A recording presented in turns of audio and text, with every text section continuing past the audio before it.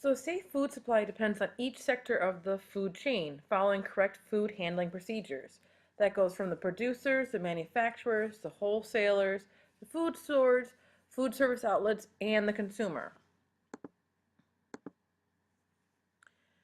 So when we talk about the consumer, this is where we tend to focus our patient education on. And so there's even a campaign called Fight Back. This focuses on four things. It does clean, separate, cook, and chill. What does that mean? Well, it means first you need to have clean hands and surfaces. So basic things like wash your hands before making meals, wash your hands after going into the bathroom, like those, and how to. I can't tell you how many times I've seen people wash their hands that it's 2 seconds of water and maybe not even any soap. So proper hand hygiene is very key for food safety, as well as clean surfaces. So you don't want to take your hamburgers out to the grill and then use that plate that you had the raw beef on to now cut up your vegetables. Separate. So that's why we want to keep those foods separate. Cook. You need to make sure you're cooking to proper temperatures. So think, do you use a thermometer? If we're talking about all patients or all people should be using a thermometer when they cook, but when we talk about anybody who's at risk, like for children, older adults, immunocompromised, uh, such as cancer, HIV, AIDS, this becomes mandatory. So different types of meat need to be cooked at different temperatures. Cutting the meat to look in the middle to see if it's pink or not does not tell you if it's been cooked to the proper temperature. And then lastly, we want to chill foods promptly. This means, for example, if you made a whole big container of chili tonight, you would not want to then take that entire crock pot and put it into the refrigerator, because by the time the center of that chili would get cool, it will have taken too long, and so bacteria will have been able to grow there. So instead, you want to uh, break it up into smaller containers, especially ready to go containers, because then now you've just saved yourself some time when you want to eat those leftovers and take them with you for lunch or something. But also that also includes things like, hopefully most people know, like, if you're at a picnic, anything that has mayo in it, if it's not eaten, let's throw that out. I wouldn't even bring that back and like refrigerate that. As well as, not leaving, food out, for hours after meals, for example. Who has, for example, fallen asleep and then woken up and, oh, that pizza's still out. Oh, let's just have another slice. That really is not been chilled to the proper temperature, and there is a chance that you could get a foodborne illness because of that. Another thing that we have is we do food preservation. There's lots of different methods. Some of them are, been around for quite some time, such as canning, refrigeration and freezing has been wonderful. There's even things like aseptic packaging. Then there's this thing called irradiation. If food is irradiated, it has to have the Radura symbol, which is right here on it, so that the consumer is aware that it's been irradiated. Now, what does it mean for food to be irradiated? Does irradiation take food that would be, unsafe to eat, and make it safe? Does it, are you able to take spoiled food and make it not spoiled anymore? No, that is not what irradiation does. Instead, what irradiation does is it gets radiated, and now what it's doing is it lowers how many bacteria, viruses, fungus parts per billion that are in that food item. So now instead of maybe there being 10 parts per billion, now there's 5 parts per billion. And so for that 5 parts per billion, it's going to have to double before it can even get back up to where it was before. So what it does is irradiation is going to extend the shelf life. It is not taking spoiled food and making it healthy or edible or safe. It is prolonging the shelf life of food.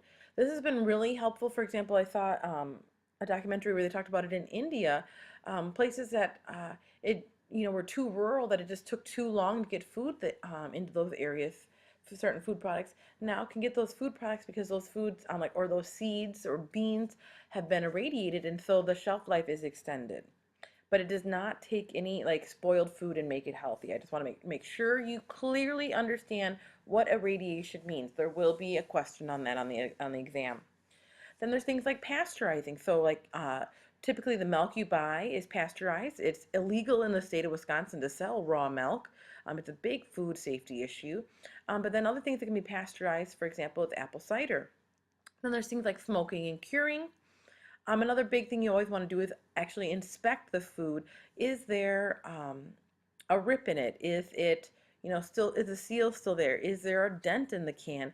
Those would all be things that you would want to educate your patient or yourself to know that that would be an item that you would not want to purchase anymore, because there could be a food safety issue. All right, let's talk about who is in charge of food safety in the United States. There is the FDA, which is the Food and Drug Administration. They were created in the 1930s, I believe, and they hold all the regulatory over food and drugs in general. Uh, then you can see there's things like the Delaney Clause, the Food Quality Protection Act. You can kind of read what those are. Let's move though to something that's under the FDA's oversight, which is this thing called GRAS, or generally regarded as safe. These are food additives that were currently being used when laws were put into place. So they were said, they kind of like, basically another way to say this is they were grandfathered in. Now there's been some controversy over that because, science has, changed in the last 60 plus years. So should additives that were 60 years ago at those levels allowed to be in food? Should that still be the case? There's a lot of, there's some backlash saying these need to be reviewed.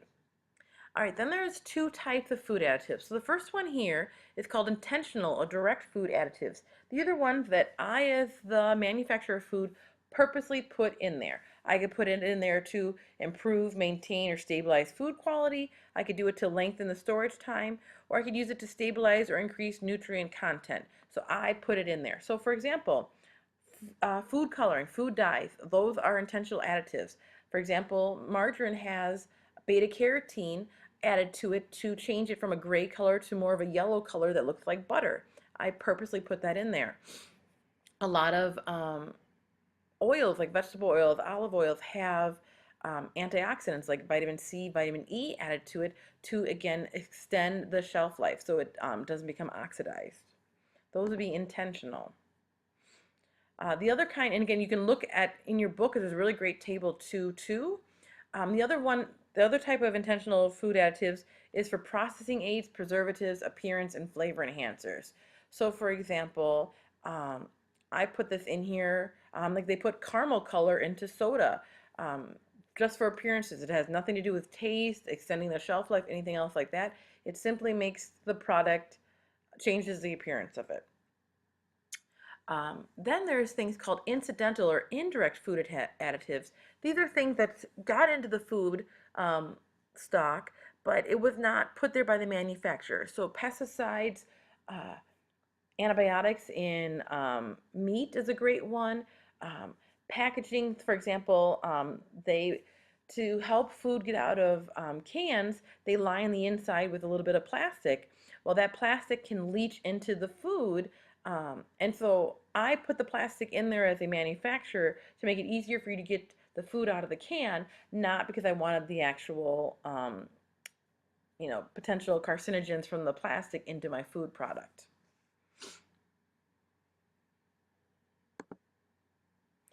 All right, so now let's talk about the EPA. So the EPA is the Environmental Protection Agency. They're the ones who register and approve pesticides and say how much can be a residue can be permitted on food. So how much can there be of an incidental additive, for example? So they're the ones that make the rules. The FDA is the one who actually does the monitoring or the enforcing. So they're the ones actually out there testing food to see does the amount of pesticide, for example, or the amount of antibiotics in this food product, excuse me, I don't want to say antibiotics. I made a mistake there. Let's just stick with pesticides. Do the pesticide levels higher than we're supposed to be? Now you can see here, I put only 1%. Only 1% of domestic food is actually monitored. The FDA does a lot more monitoring on imported foods. So you can see how there could be a potential, if, I was a food manufacturer, I might just want to roll the dice and say, hey, I got a 99% chance of my food not being tested, especially if I'm um, a U.S. grower. So maybe I use a little bit more pesticides so that I can get a little bit more yield and more profit. And the FDA is also one of the government agencies that routinely gets its budget cut. Is one of the first ones usually get its budget cut. So you can see how there can be a lot of concerns there, especially with its food safety is the thing here. Now, the last regulatory agency is the USDA, the United States Department of Agriculture. Now, you guys have already worked extensively with them with the Super Tracker. Related to food safety, though, the USDA is going to look at meat, poultry, and certain egg products. And they're going to look to make sure the food is safe, and they're going to inspect it. So you might even have seen a simple before thing, USDA inspected beef. What they use is they use a thing called Hazardous Analysis Critical Control Points, or HACCP. And what they're doing is they're looking for where is there a breakdown in the whole food process from getting it from, food all the way to the consumer.